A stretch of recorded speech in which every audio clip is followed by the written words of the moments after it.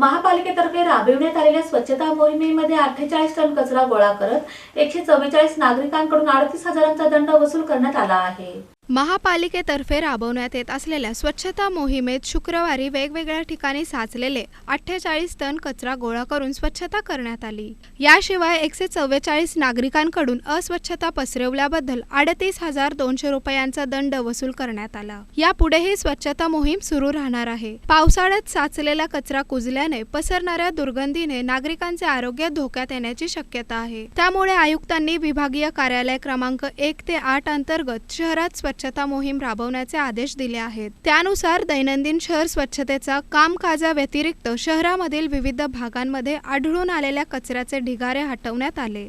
रस्त्यावर तसेच सार्वजनिक ठिकाणी नागरिकांकडून टाकण्यात आलेला कचरा संकलित करण्यात आला। ही मोहीम घनकचरा व्यवस्थापक विभागाकडील मुख्य सफाई अधीक्षक नागनाथ बिराजदार, सफाई अधीक्षक, मुख्य आरोग्य निरीक्षक यांच्या नियंत्रणाखाली सर्व झाडूवाला, झाडूवाली, बिगारी, सफाई कामगार यांच्या समन्वयाने राबवण्यात आली।